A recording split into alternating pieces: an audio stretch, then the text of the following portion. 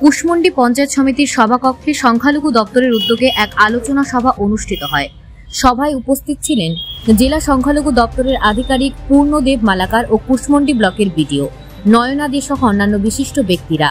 উল্লেখ্য, কুশমন্ডি বাসস্ট্যান্ড এলাকায় 2021 সালে কর্মতীর্থ প্রকল্পের কাজ শুরু হয় এবং 2024 সালে ফেব্রুয়ারি মাসে তা সম্পন্ন হয়। এই কর্মতীর্থে মোট 36টি স্টল রয়েছে। সরকারি নিয়ম অনুযায়ী 2024 সালের মধ্যে লটারি পদ্ধতির মাধ্যমে উপভোক্তাদের হাতে স্টল হস্তান্তর করা হবে।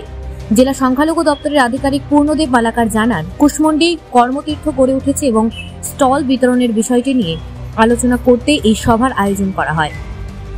কুশমন্ডিতে কর্মতীর্থ তৈরি হয়েছে। আচ্ছা, কর্মতীর্থর বিভিন্ন যে প্রসিডিওর রয়েছে অপারেশনাল করার, সেই প্রসিডিওর মেনে এখন যে সমস্ত অ্যাপ্লিকেশনগুলো জমা পড়েছে কর্মতীর্থর স্টলগুলির জন্য, সেই স্টলগুলি বিতরণের জন্য একটা অ্যাজ পার গাইডলাইন্স কর্মতীর্থ অপারেশনালের গাইডলাইন আছে ওয়েস্ট বেঙ্গল গভর্নমেন্টের 2014 সালে।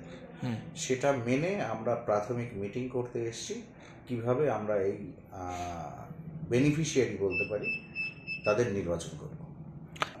ওই বললাম 2014 সালের যে গভর্নমেন্টের গাইডলাইন রয়েছে সেই গাইডলাইন অনুযায়ী আমরা বসে নিতে চাইছি কিভাবে আমরা নির্বাচন করব। কুশমন্ডি থেকে দিলদার আলীর প্রতিবেদন, নিউজ টুডে।